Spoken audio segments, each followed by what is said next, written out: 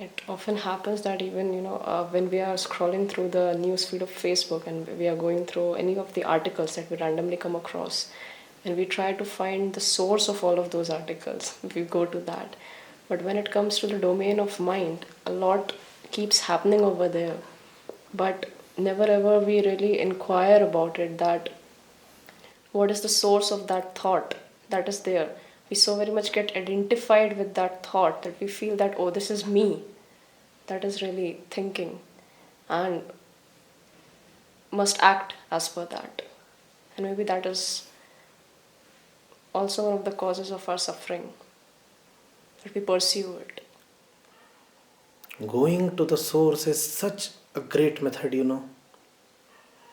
If you want to make somebody quit flesh eating, just take them to the source from where the flesh comes. Take them to a meat factory.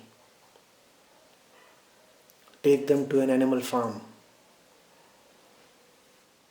Once you have seen the source of rubbish, rubbish becomes unacceptable. And that is why we must avoid seeing the source.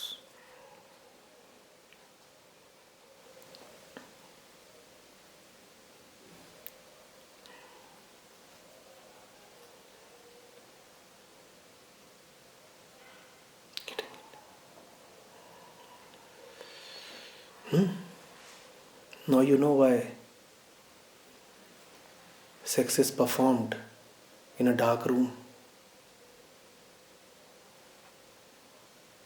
There are a few things of which the source must be left unseen. Otherwise the fun goes out of the titillation.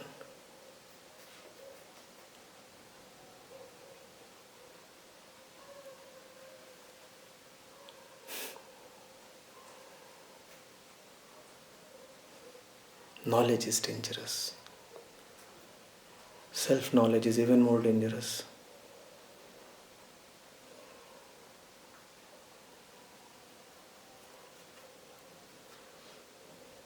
Not that we are incapable of looking at the source of our thoughts, emotions, actions, motivations. We are not incapable, we are just unwilling. We are just unwilling because the jalebi is so damn tempting. And we have totally spoilt our taste buds.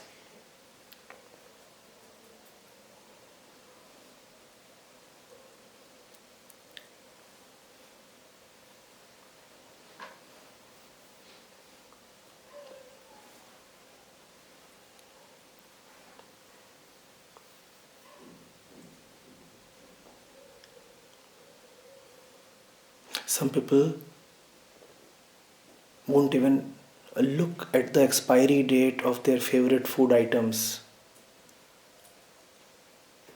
because that knowledge might mean that they have to dispose of the item.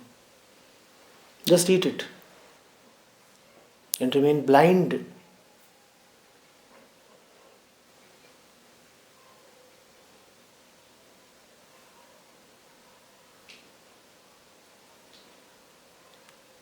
Certain pleasures can come only in blindness. And that's why so much blindness exists. Pleasure necessitates blindness.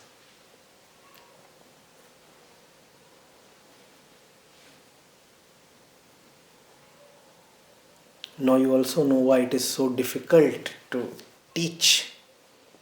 Not that people cannot understand. It's just that they do not want to understand. Once I said, we have a great interest in not understanding. Understanding is dangerous. To most people, it is not ignorance that is dangerous. It is understanding that is dangerous.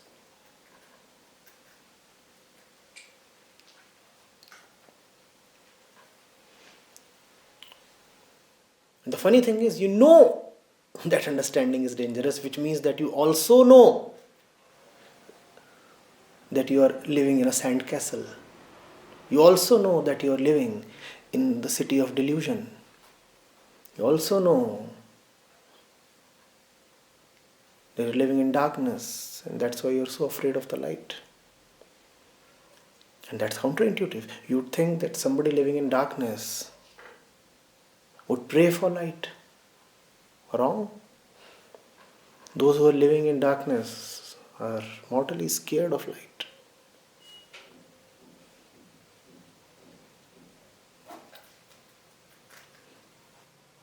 Often love gets trumped. Love gets trumped by habit. Habit wins, love loses. Man has love for light but is habituated towards darkness. And habit defeats love. Who is a saint whose love is greater than his habit? And everybody has love for light, and everybody is born habituated towards darkness.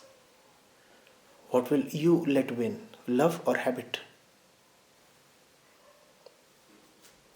That decides everything for you.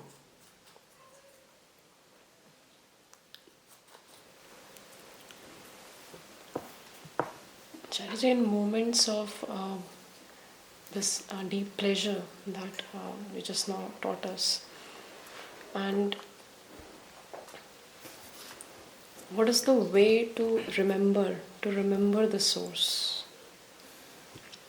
No, there is no real way. I have been helpless before this question. Honesty is the way. Your dishonesty will defeat all the ways that a teacher can suggest.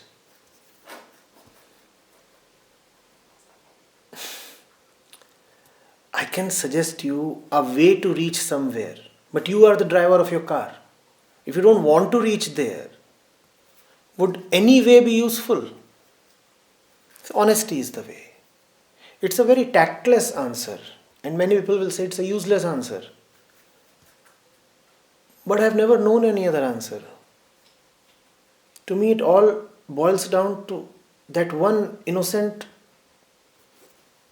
little word, honesty.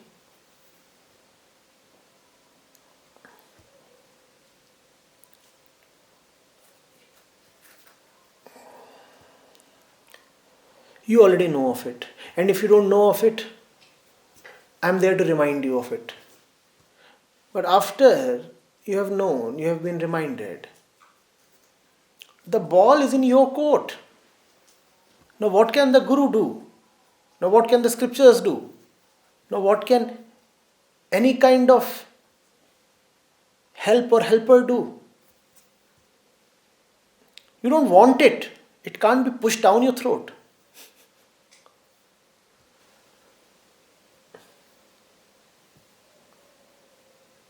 Honesty.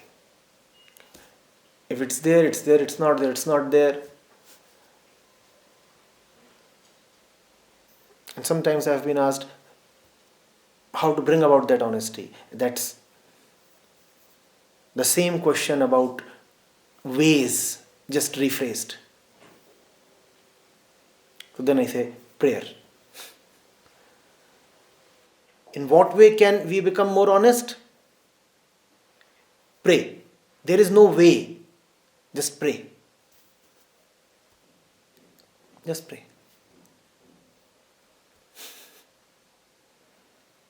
And pray in the most heart-rending way possible. Beat your head on the wall.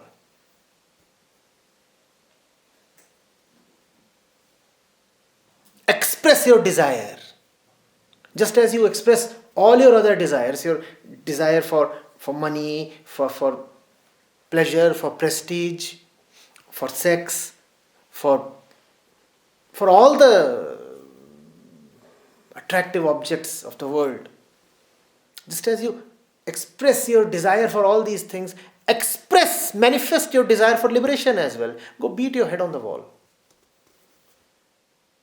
Where is the expression of this desire? Or is this desire meant to remain latent? till your death. Do you ever feel shy of expressing all your foolish carnal desires? No. You want pani puri, you go and express your desire. Bhaiya pani puri dena. You want liberation, go and express your desire. Bhaiya mukti dena. But that you never say. Huh?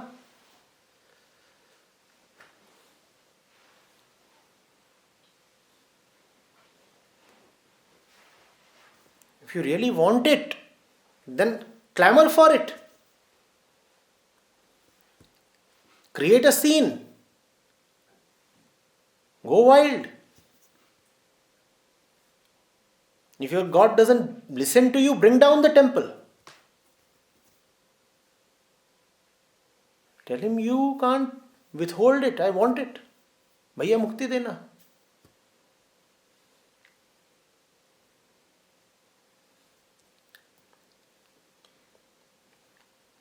Be honest at least in wanting honesty. Even the want to be honest is such a dishonest want. What do you want? The thing is, you don't exist to want. There is just the want.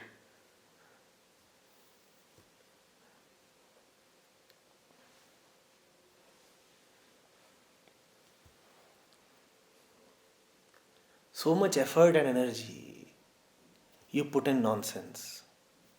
If you could put even a tiny fraction of that in demanding liberation, I assure you, you would get it. 1%. 1% is all that is needed.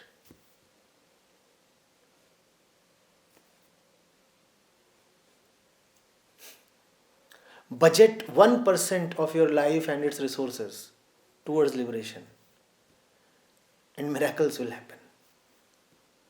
Honest 1%.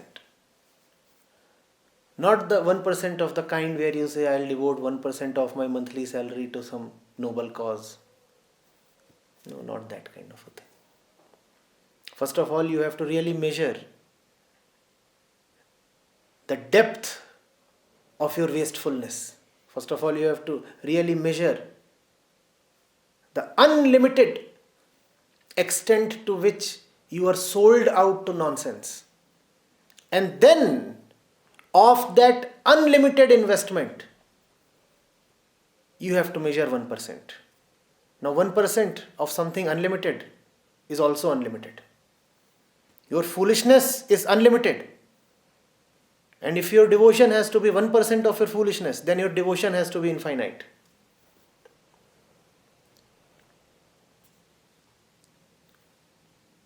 But it would require a lot of humility to firstly acknowledge that our stupidity is infinite.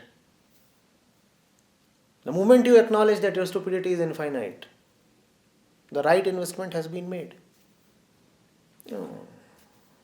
Boundless nonsense.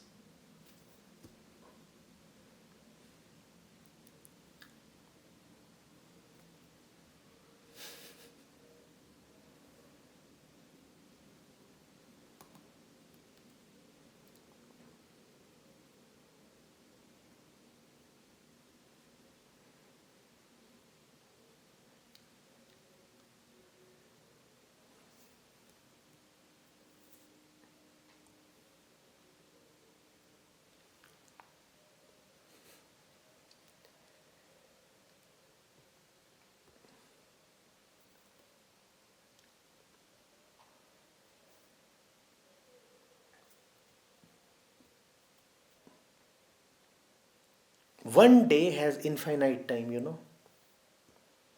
You are able to say it has 24 hours only because you have defined the hour in a particular way.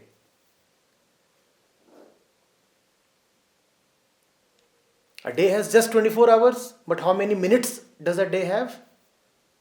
See how time has increased. Oh, you want even more time? How many seconds does a day have? See how time has further increased. Now, even a second has a billion fractions, has it not? See how time has increased. One day is infinite time. And see how you devote this infinite time to total stupidity.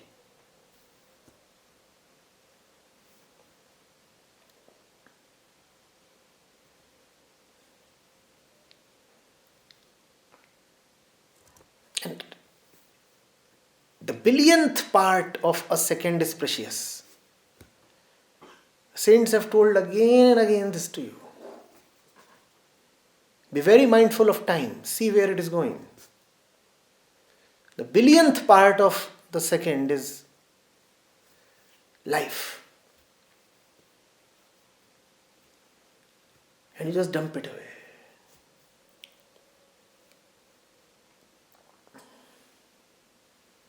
Common men live by years. Saints live by the billionth part of a second. That's the difference. Those who are a little more conscious live by the hour. For them, the day has just 24 opportunities. If you live by the hour, how many opportunities does the day give you? Just 24. But if you can live by the billionth part of a second, then the day offers you unlimited opportunities. And all of them are being wasted. Such a colossal defeat.